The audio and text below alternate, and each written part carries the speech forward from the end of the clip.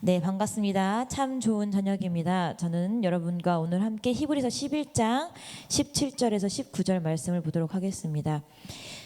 히브리서 11장 17절에서 19절입니다. 네, 말씀이 길지 않기 때문에 다 같이 한 목소리로 17절에서 19절을 읽어보도록 하겠습니다. 준비 시작.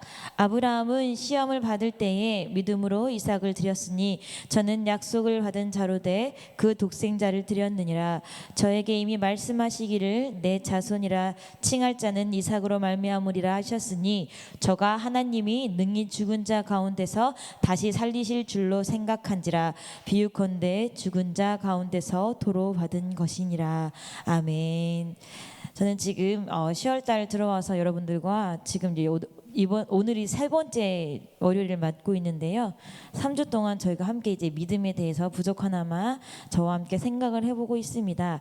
그래서 우리가 지금 목사님 금요철의 말씀도 믿음이고, 우리가 지금 믿음을 어떻게 다시 생각을 해보아야 하는가, 우리가 믿음이 있음을 어떻게 표현할 수 있는가, 우리에게 있어서 믿음이란 무엇인가, 믿음은 그럼 어떻게 해서 생기는 건가, 여러 가지 다양하게 생각을 해보고 있습니다. 여러분, 우리가 병에 걸리면요, 그 병은 증상이 있어요. 그렇죠?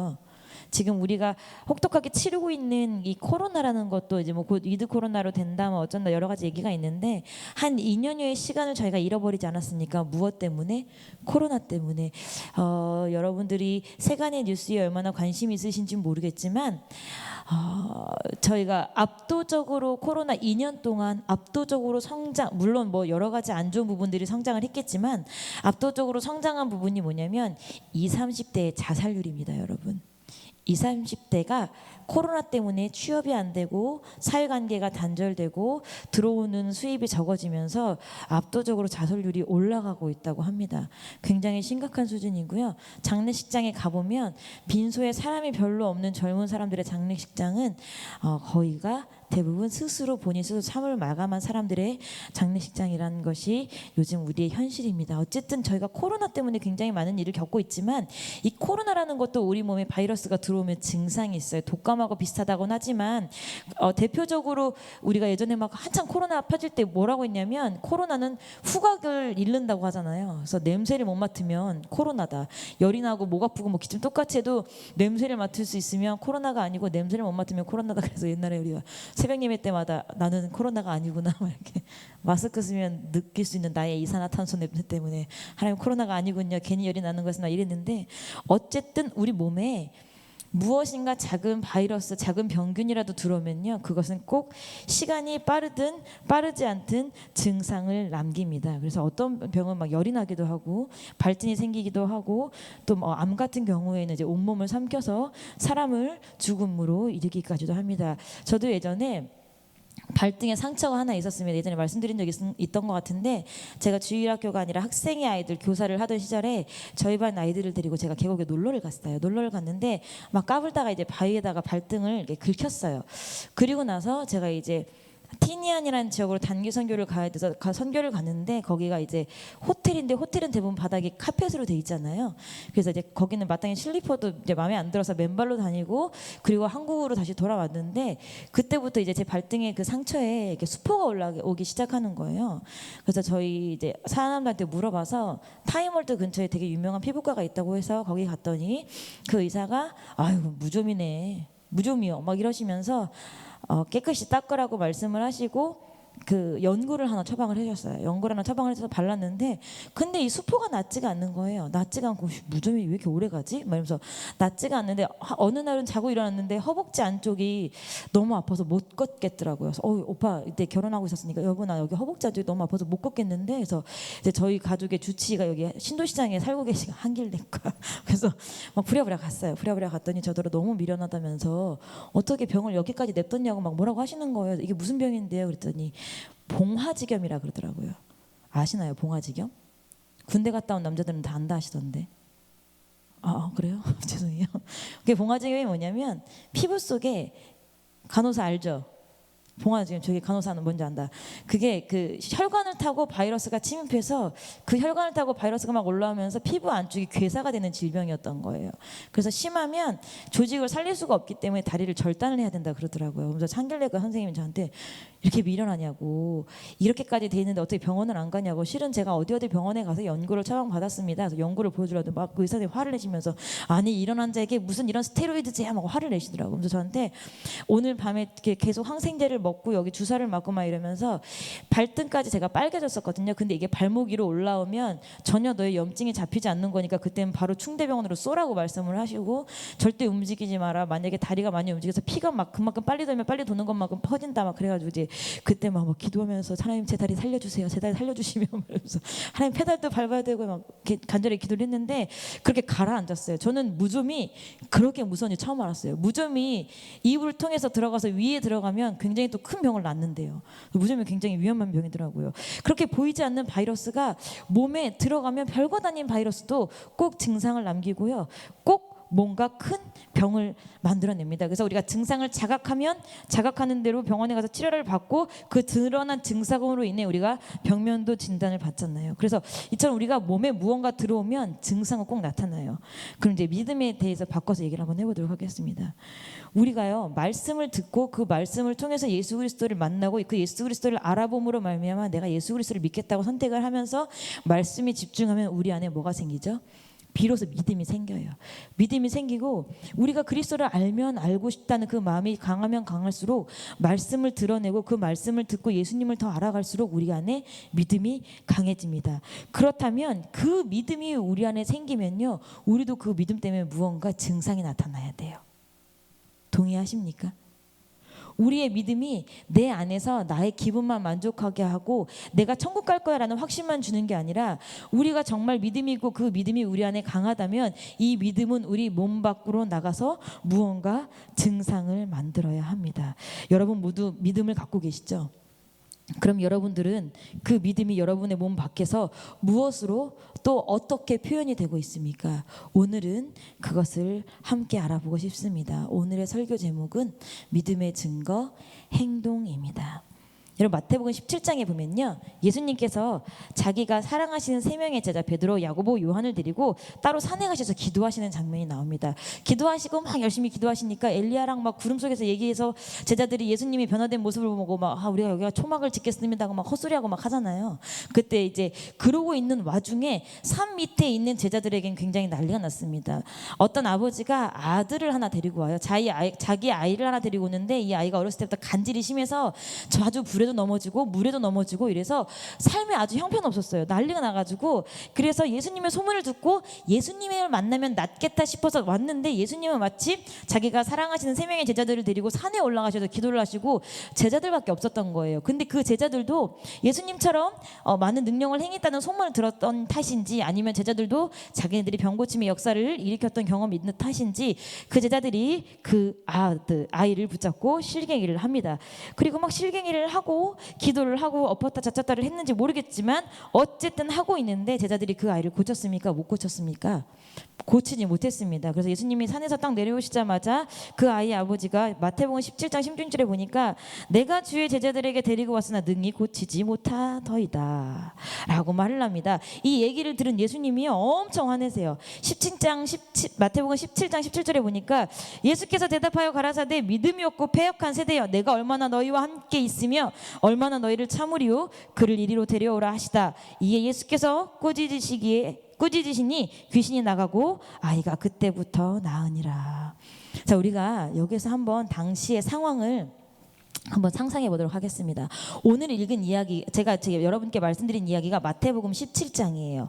마태복음은 28장까지 있고요. 마태복음 17장이고 마태복음 21장에 가면 예수님께서 예루살렘 성으로 입성하시는 장면이 나와요. 근데 이때 21장에 예수님이 예루살렘 성으로 입장하시는 그 상황은요. 그전처럼 유월절을 준비하거나 전도를 하시거나 병자를 치료하시거나 예루살렘 성전을 가시려는 게 아니라 자신의 마지막 사명을 완수하기 위해서 마지막 마지막으로 예루살렘 성에 입성하시는 장면이에요. 십자가형을 받으시기 위해서. 그렇다고 한다면 이 17장에서 21장 사이가 어느 정도 기간인지 모르겠지만 우리가 미루어 짐작하건대 17장에 이런 사건이 기록이 되어 있다면 예수님과 제자들은 꽤 오랜 시간을 함께 있었을 거예요. 그렇죠? 꽤 오랜 시간을 함께 있으면서 예수님의 그 공생의 3년 6개월 중에 많은 시간을 함께 있으면서 제자들이 가르침도 받고, 그리고 예수님처럼 능력을 받고 병 고치는 은사도 있었던 시기였을 거예요. 그 증거로는 마가복음 3장에 보니까요, 친히 12명을 세우시고 귀신을 내어쫓는 권세를 주셨다는 기록이 있고요. 누가복음 9장 37절부터 보면요, 오늘 본문과 동일한, 마태복음과 동일한 내용이 나오는데 그 앞부분인 9장 1절부터 6절을 보니까 제자들에게 귀신을 제어하며 병을 고치는 능력과 권세를 주시고 각 촌으로 파송하는 장면이 나와요. 그래서 제자들이 예수님께 받은 능력으로 각 처에서 복음을 전하고 병을 고쳤어요. 그런데 그들이 그 다음 사건인 간질이 걸린 사람의 간질 걸린 아이를 고치는 데 실패했어요. 믿음이 있어서 예수님께서 믿음을 주시고 능력을 주셔서 분명히 각 촌을 다니면서 병 고친 사람 낫겠는데 그 바로 다음에 간질 걸린 아이를 고치는 거 실패한 거예요. 예수님께처럼 이 제자들도요, 어미 꾸짖어 보기도 했을 거고요, 막 안수도 했을 거고요, 막 아이를 막 안찰까지 하면서 아주 난리를 쳤을 것입니다. 그런데 예수님을 따라다니면서 자기들이 봤던 예수님의 행동을 모두 다 따라해 봤을 거예요. 그런데 결과는 처참하게 실패했어요. 그래서 예수님이 산에서 내려오시자마자 짐 빠지고 실망감에 휩싸인 그 아이의 아버지가 예수님에게 제자들을 고자질합니다. 당신의 제자들 전혀 못하던데요. 예수님, 왜 못했을까요? 누가복음에서 보면 9장에서 각 처에서 나가서 복음을 같은 장에 기록되어 있거든요. 복음을 전하고 그들이 기뻐 돌아온 것과 그 다음에 간질 걸린 이 아이를 고치지 못한 게 왜 실패했을까요? 자신도 예수님과 같이 능력이 있다고 교만을 했을까요?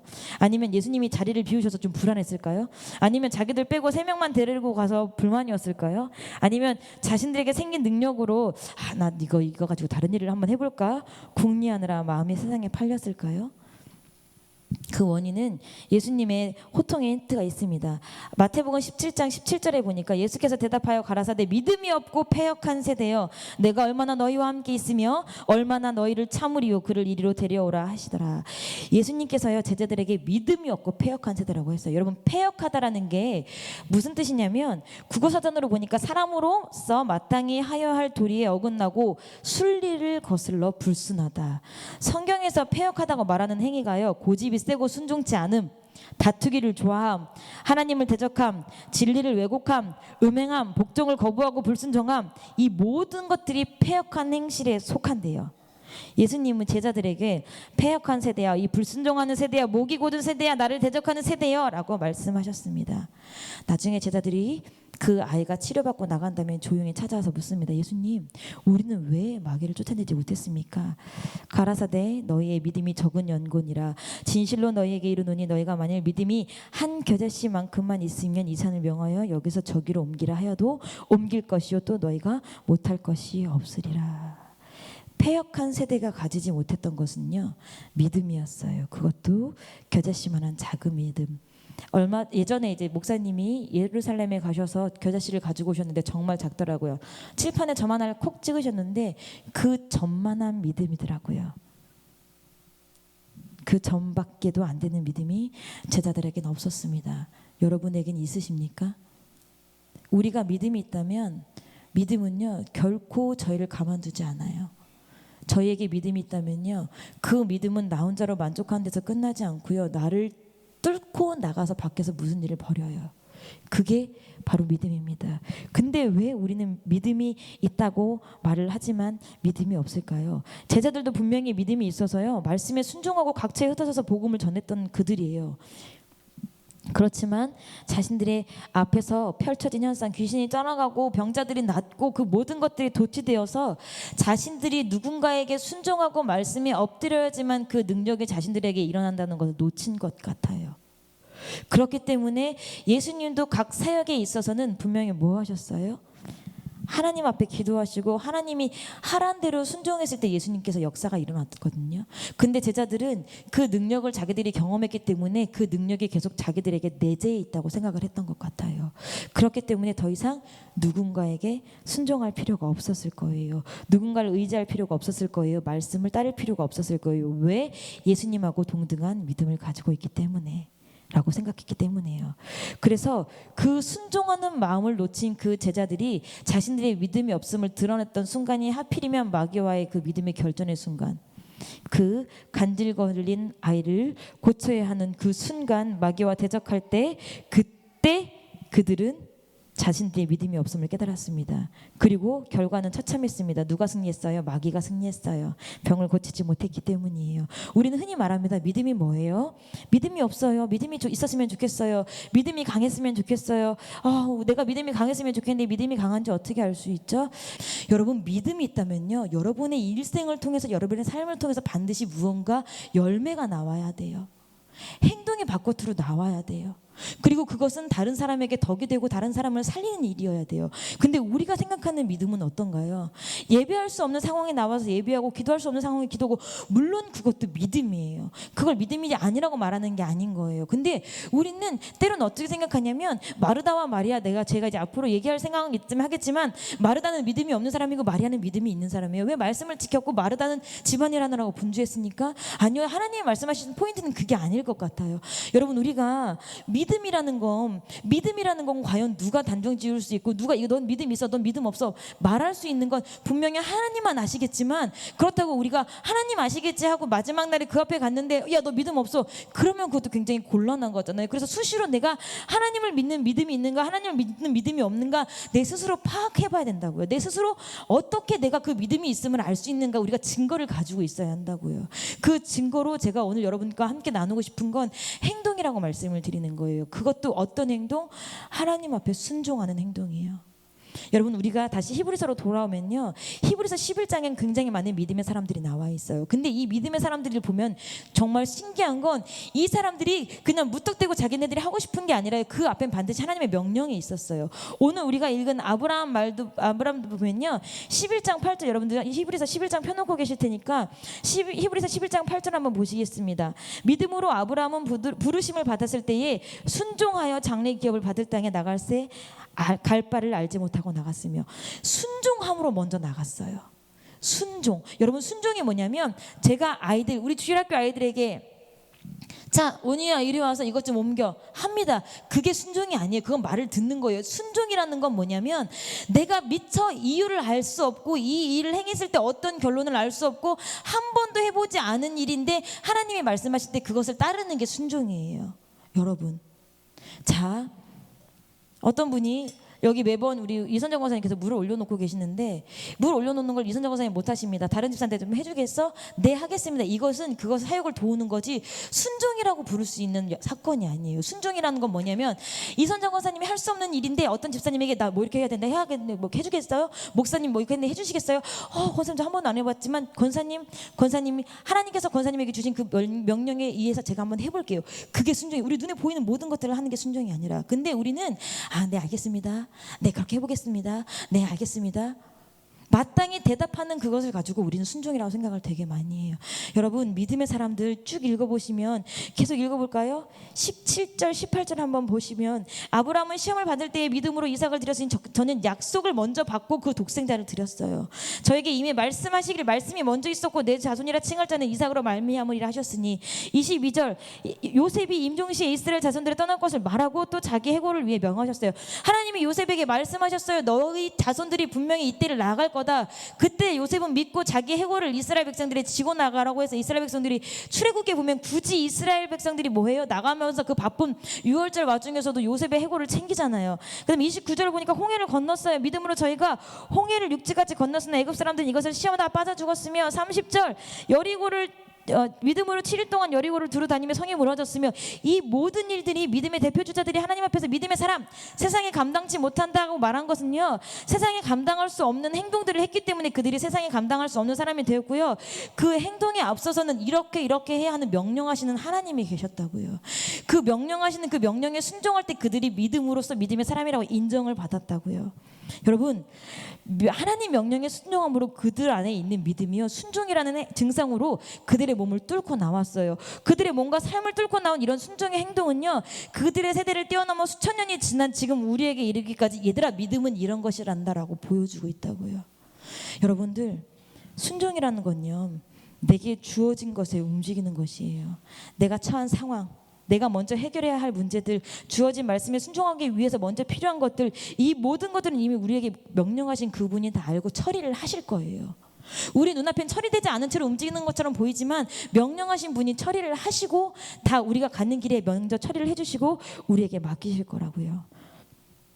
순종은요, 여러분, 영역이 없어요. 제가 할 수 있는 순종의 영역이 따로 있고 내가 순종하지 못할 영역이 따로 있는 게 아니라 그분께서 하라 하시면 하는 거예요.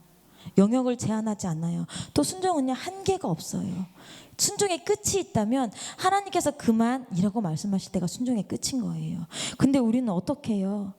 많은 사람들이 교회에, 저희가 이제 교회에 모여 있으니까요, 교회 일을 시작할 때요, 이 부분에 내가 좀 일을 하면 좋겠다, 이 부분에 내가 좀 이렇게 보탬이 되면 좋겠다, 사랑하는 마음으로 교회 일을 시작을 해요. 그런데 하다 보면 물론 어려운 부분들이 생기잖아요.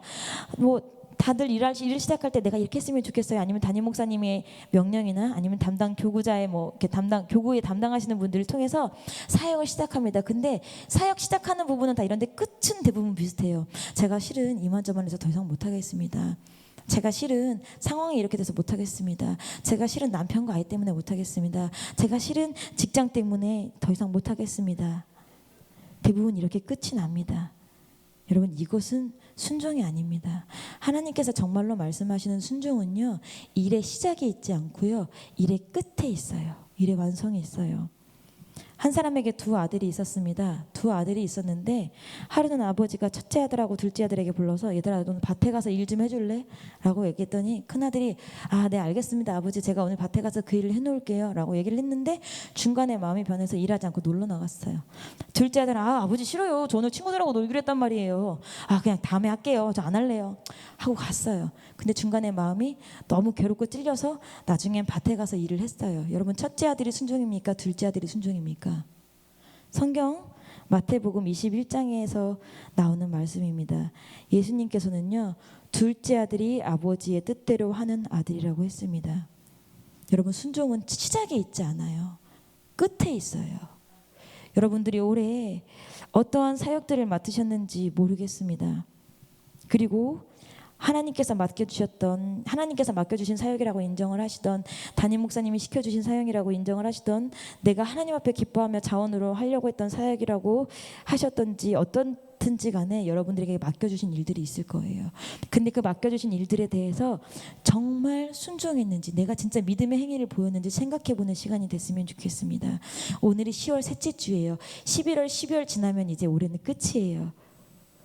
우리가 순종하지 못하고 중간에 그만뒀거나 그만두지는 않고 어떻게든 버티고는 있는데, 근데 우리 마음을 다 아시는 예수님 보시기에 비참할 만큼 우리가 불평불만하고 막 억지로 하고 투덜투덜 됐다면, 여러분, 아직 기회가 있어요. 니그친 둘째 아들처럼 회개하고 다시 포도밭으로 돌아가면 돼요. 여러분, 믿음은 다른 곳에 있지 않습니다. 우리가 이 험한 세상을 살 때도 믿음이 필요한데, 그 믿음은 왜 필요해요? 주의 말씀에 그대로 순종하기 위해서. 여러분, 순종인 끝이 없어요. 제가 곰곰이 이 말씀을 주면서 생각해 봤더니 순종은요, 천국 가도 순종을 해야 될 것 같더라고요. 누구 말씀에? 하나님 말씀에. 근데 이제 천국 가면 하나님 마음이 내 마음이고 내 마음이 하나님 마음이 되는 그 경지이기 때문에 우리가 우리의 몸을 쳐서 복종시켜가면서 하는 순종은 없겠지만, 어쨌든 순종은 우리가 주의 자녀로 있으면서는 계속돼야 될 행위예요.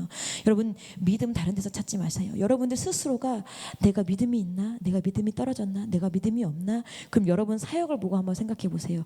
내가 주님께서 맡기신 이 일에 내가 순종하고 있나? 기쁨으로 순종하는 마음이 있나? 자원하는 마음이 있나? 또 담임 목사님이 내게 무슨 일을 맡기신다고 할 때 내가 아멘 하겠습니다 순종하는 마음이 있나? 여러분, 믿음은 행위입니다. 믿음은 내 스스로 구원의 확신도 믿음이지만 그거에서 머무르는 것이 아니라 그것을 뚫고 나와서 우리 삶을 지배하는 게 믿음입니다. 여러분 개개인의 삶을 뚫고 나와서 공동체에 영향을 주는 게 믿음이고요. 여러분 개개인의 마음에 그런 흡족한 감정을 뚫고 나와서 우리 몸을 움직이게 하는 게 믿음입니다. 야고보서에서 뭐라고 나왔어요? 움직이지 않는 믿음은 무슨 믿음이래요? 죽은 믿음이래요. 그것은 믿음이라고도 부를 수 없는 거예요. 오늘 이 밤에 나오신 여러분들이 앞으로 2달밖에 남지 않은 이 삶을, 이 2021년을 정리하시면서 하나님 앞에 믿음으로 보인 행동들이 있다면 그건 하나님 앞에 정말 칭찬받을 일이에요. 하나님이 정말 칭찬하시고 수고하셨다고 상 주시고 여러분들 상 주시려고 천국에서 계수하실 거예요. 그런데 여러분들 마음속을 봤을 때, 여러분들의 삶을 봤을 때 내가 하나님 앞에 이것은 순종을 끝까지 못했네라고 생각하시는 부분들이 있다면 반드시 회개하고 다시 여러분들의 일터로, 포도밭으로 어디든가 돌아가시는 여러분들의 삶이 됐으면 좋겠습니다.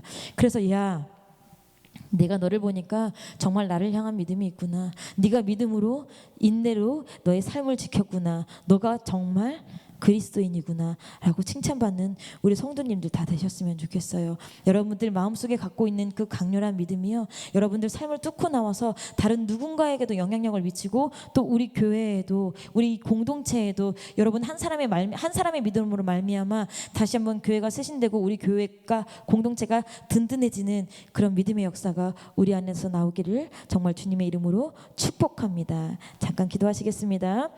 우리 이 시간 주여 함께 저와 세 번 부르시고 기도하실 때에 여러분들의 믿음을 위해서, 여러분들의 맡은 사역과 순종의 결과를 위해서 기도하시고 이 나라와 이 민족을 위해, 코로나를 위해, 사랑하는 담임 목사님과 사모님을 위해, 우리 설린교회를 위해, 그리고 여러분의 기도 제목들을 위해 주여 세 번 부르시고 간절하게 기도하고 돌아가시겠습니다.